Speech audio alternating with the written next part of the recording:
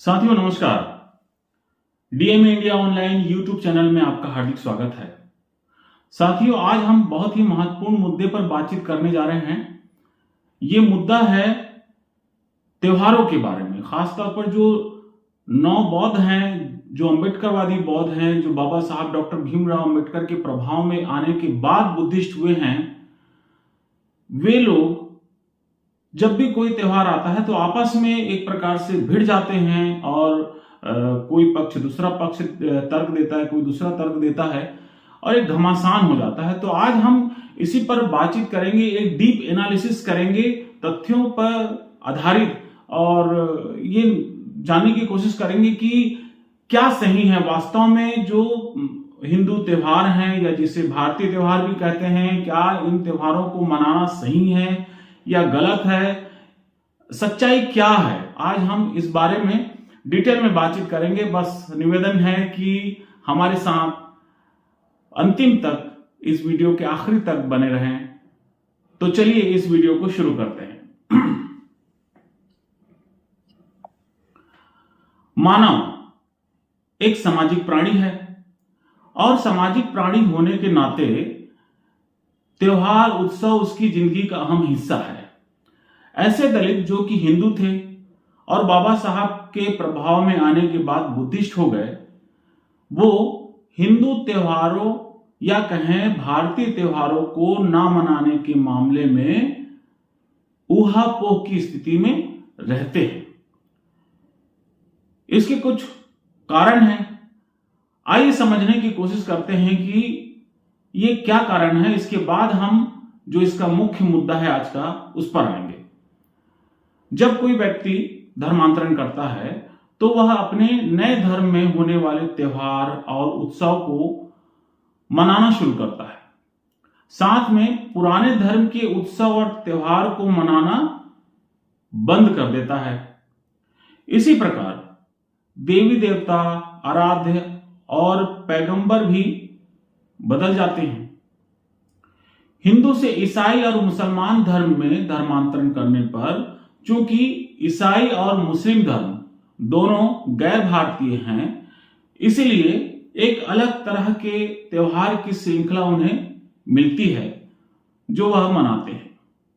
लेकिन यदि कोई भारतीय व्यक्ति भारतीय धर्म से ही दूसरे भारतीय धर्म में धर्मांतरित होता है तो त्योहारों को लेकर स्थिति भ्रम की बनी रहती है, क्योंकि भारतीय धर्म के त्योहार जो हैं वो एक जैसे हैं।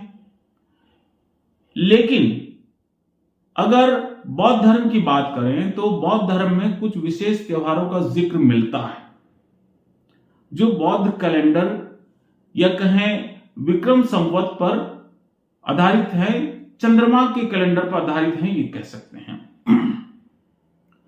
तो इसमें सबसे पहला जो त्योहार आता है बैसाख, बुद्ध पूर्णिमा अप्रैल मई में। उसके बाद लोसर करके नव वर्ष आता है जो कि तिब्बती नव वर्ष माना जाता है, ये भी बुद्धिस्ट त्योहार है, फरवरी मार्च में आता है। माघी पूर्णिमा जनवरी फरवरी में आता है। बैसाख फुल फेस्टिवल अप्रैल मई में आता है। उद्यात यंत्र पवित्र ध्वज दिवस है, ये मार्च अप्रैल में आता है। परिनिर्माण दिवस फरवरी मार्च में आता है।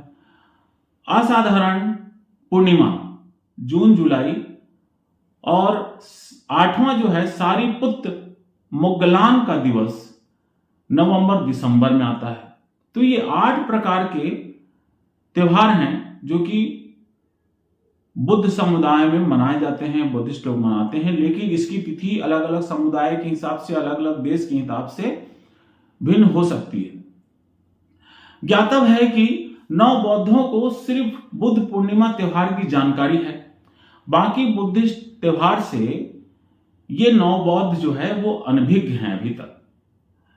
यह तो रही बुद्ध और उसके जीवन से जुड़ी महत्वपूर्ण घटनाओं पर आधारित बौद्ध त्योहार। इसी प्रकार कुछ त्योहार ऐसे हैं जो कि स्थानीय मौसम और कृषि उपज पर आधारित होते हैं।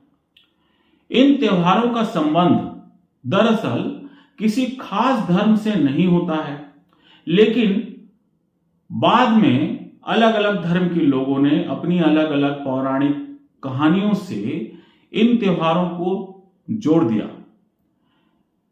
कई त्योहार पर अलग अलग धर्म के लोगों की अलग अलग मान्यताएं देखने को मिलती है और त्योहार को मनाने का ढंग भी अलग अलग होता है।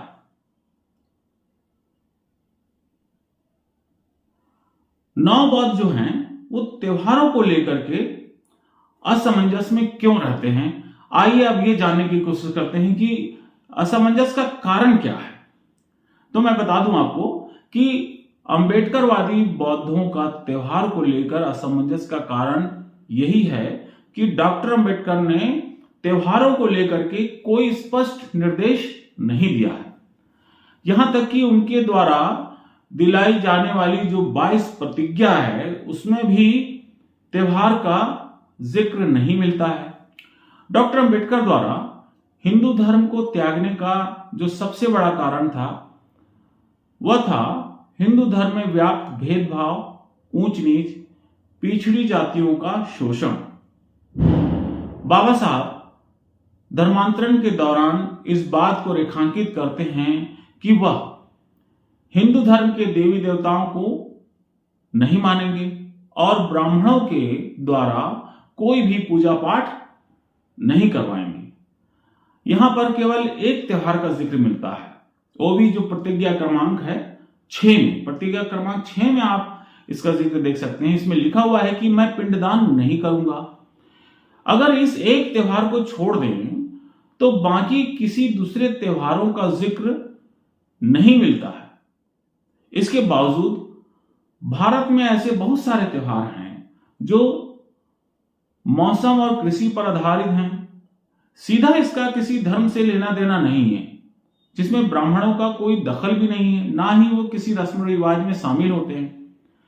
यह केवल फसल कटाई पर खुशी के त्योहार हैं या फिर मौसम परिवर्तन के त्योहार हैं और इन त्योहारों को सिर्फ हिंदू धर्म के लोग मनाते हैं, ऐसा नहीं है। भारतीय जितने भी धर्म और पंथ हैं, जैसे हिंदू, सिख, जैन, कबीरपंथी और भी बहुत सारे जो पंथ हैं, वे लोग जो है अपनी अपनी मान्यताओं के हिसाब से इन त्योहारों को मनाते हैं। Doctor KV. बंसोड़े जो एक विद्वान सामाजिक कार्यकर्ता हैं, वो कहते हैं कि बाबा साहब खुद भी नवबौद्ध थे, तो वही समस्या उनके साथ भी थी, लेकिन उन्होंने 22 प्रतिज्ञा के द्वारा हिंदू धर्म का विरोध तो किया, लेकिन उन्हें भी शायद गहराई से इस विषय पर अपने विचार रखने का अवसर नहीं मिला। काफी समय तक वे भी इसी अधेड़ बुन में थे कि शायद सवर्ण समाज कुछ रियायत देकर जातिवाद को चुटकियों में खत्म कर देगा, तो उन्हें हिंदू धर्म छोड़कर किसी अन्य धर्म में जाने की जरूरत ही नहीं पड़ेगी। यानी यदि समझा जाए तो बाबा साहेब धर्म की पाखंड से दुखित नहीं थे, वे केवल जातिवाद से दुखी थे। नवबौद्धों को भारतीय त्योहारों को ना मनाने के कारण कुछ समस्याएं आती है। क्या समस्याएं आती है, चलिए उन समस्याओं को जानने की कोशिश करते हैं। पहला है, इन भारतीय त्योहारों को ना मनाने के कारण अपने आप को वे बहिष्कृत महसूस करते हैं। ये सबसे बड़ा कारण है, क्योंकि जो दलित है वही नवबौद्ध हुए, पिछड़े लोग नवबौद्ध हुए, वंचित जाति के लोग नवबौद्ध हुए, वे पहले से ही बहिष्कृत थे और त्योहारों को नहीं मनाने के कारण बौद्ध के होने के बाद वो फिर भी बहिष्कृत महसूस करते हैं। ये एक ध्यान देने वाला पॉइंट है। दूसरा पॉइंट है, कई बार इन त्योहारों को नहीं मनाने के कारण इन्हें पड़ोसियों द्वारा निशाना बनाया जाता है और वह प्रताड़ित होते हैं। तीसरा है, बौद्ध धर्म पर आधारित ऐसा कोई त्योहार नहीं है जिसमें नाचना, गाना, सजने संवरने की कोई प्रथा है। इस कारण नवबौद्ध ऐसे त्योहारों को मनाने के लिए आकर्षित होते हैं और अपने पुराने त्योहारों को मनाने के पीछे ढेर सारे तर्क देते हैं। चौथा है, भारत में ऐसे बहुत सारे त्योहार हैं जो कि कृषि और मौसम पर आधारित है, जैसे कि मैंने पहले भी कहा। और इन त्योहारों का आगाज तब से हुआ जब से कृषि व्यवस्थाएं शुरू हुई। जैसे मकर संक्रांति को ले लें आप, जो कि कई देश में अलग अलग हिस्सों में अलग अलग नामों से मनाई जाती है। पोंगल है, बैसाखी है, होली है, दिवाली है, बिहू है, नवाखाई है, आदि आदि। ये भारतीय त्योहार हैं और इसे पूरे देश में अलग अलग ढंग से, अलग अलग नामों से भी मनाया जाता है। इसे मनाने के लिए किसी ब्राह्मण पुरोहित की आवश्यकता नहीं होती है, ये आप समझ लें। मैंने ये स्वयं सेवी जैसे त्योहार हैं एक प्रकार से। कहीं कहीं यह भी तर्क दिया जाता है कि यह त्योहार भगवान बुद्ध के समय में भी मनाते रहे हैं, जिसे आप ब्राह्मणों के द्वारा कब्जा कर लिया गया और यह मूल निवासी त्योहार हमें उनसे वापस लेना होगा। यह हमारी संस्कृति का भी मसला है। 5वां पॉइंट है, ज्यादातर नव बौद्ध दलित और पिछड़े समाज के आते हैं। यह हजारों वर्षों से बहिष्कृत जीवन जीते आए हैं। आजादी के बाद से इनके बहिष्कार में कुछ कमी आई है। पूरी तरीके से बहिष्कार अभी खत्म नहीं हुआ है। अब ये चाहते हैं कि सब लोग इनके साथ घुले और मिले, इनके साथ मिलकर त्योहार मनाएं। इन्हें अच्छा लगता है कि वे लोग जो उनके साथ भेदभाव करते थे अब उनके साथ हाथ मिला रहे हैं, उनके साथ बैठते उठते हैं, उनके साथ त्योहार मनाते हैं। अगर वे त्योहारों को नहीं मनाते हैं, हिंदू देवी देवताओं का विरोध करते हैं, तो इन बौद्धों को फिर से अलग थलग पड़ जाने का डर सताता है। फिर उसी प्रकार बहिष्कृत हो जाने का भय भी उनको महसूस होता है। अब इसमें आप आते हैं 6वें पॉइंट पर। नव बौद्धों के साथ दोहरी मार होती है। वह गैर बौद्धों यानी कि हिंदुओं से तो उपेक्षित होता ही है, उनसे बहिष्कृत होता ही है, और उनके समाज के वो लोग जो कि बौद्ध धर्म को नहीं स्वीकार किए हैं, अभी भी हिंदू हैं, वह भी इन्हें बहिष्कृत कर देते हैं। आज यदि देखा जाए तो नवबौद्ध व्यक्ति को एक साथ बहुत सारी अड़चनों का सामना करना पड़ता है। अब जानते हैं कि नए त्योहार भी जो है गढ़े जा रहे हैं, जो बहुजन आंदोलन है उनके द्वारा, उनके बारे में जानते हैं कि क्या है वो त्योहार। वैसे अंबेडकरवादी बौद्ध विचारधारा के लोग नए त्योहारों को गढ़ रहे हैं, जिन्हें वे बहुजन त्योहार कहते हैं। जैसे डॉक्टर अंबेडकर, सावित्रीबाई फूले, महात्मा फूले, पेरियार, कांशीराम जैसे महापुरुषों की जयंती मनाते हैं। इन नए त्योहारों में लोगों का जोश और उनका उत्साह देखने को मिलता है। ये सारे त्योहार व्यक्तिगत ना होकर सामूहिक प्रकृति के हैं और इन त्योहारों में गीत संगीत भी होता है और बहुजन समाज जो साहित्य है उसकी भी जमकर बिक्री होती है। प्रकृति, मौसम और फसल पर आधारित त्योहार पर दावा करना होगा। अब ये समय आ गया है कि जो बुद्धिस्ट लोग हैं वो जो प्राचीन त्योहार हैं, जो उनकी संस्कृति का हिस्सा है, उस पर उनको दावा करना होगा। भारत में कई त्योहार ऐसे हैं जिनका हिंदू धर्म या किसी अन्य धर्म से विशेष कोई संबंध नहीं है, ना ही उनकी किताबों में इन त्योहारों का जिक्र होता है, जिन त्योहारों का मैंने इससे पहले नाम लिया है। जबकि इस धर्म का उदय नहीं हुआ था, तब से ये त्योहार मनाए जाते रहे हैं। इन त्योहारों का इतिहास कृषि के इतिहास से भी पुराना है या उसके आसपास शुरू हुआ है। कई बहुजन चिंतक कहते हैं कि हमें इन त्योहारों को ब्राह्मणवाद से मुक्त कराना होगा। प्रसिद्ध इतिहासकार राजेंद्र प्रसाद सिंह अपने YouTube चैनल में कहते हैं कि छठ पर्व जो है वो पूरी तरह से बुद्धिस्ट पर्व है, जहां पर गौतम बुद्ध के प्रतीक के रूप में हाथी, धम्म चक्र, पीपल पत्र या पत्ता सब मौजूद है। इसी प्रकार वे दीपावली समेत कई त्योहारों को बौद्ध त्योहार। हिंदू धर्म में बहुत सारे बौद्ध प्रतीकों को पूजा जाता है। आइए जानते हैं। खुदाई और बौद्ध धर्म के नई खोज के बाद में ये जानकारी मिलती है कि शिवलिंग, गणेश आदि देवता बुद्ध के प्रतीकों के रूप में बौद्ध धर्म में पहले से पूजे जाते रहे हैं। बौद्ध धर्म के जो ग्रंथ है सुत्त पिटक के खुद्दक निकाय में 461वीं जो जातक कथा है, जिसे कहते हैं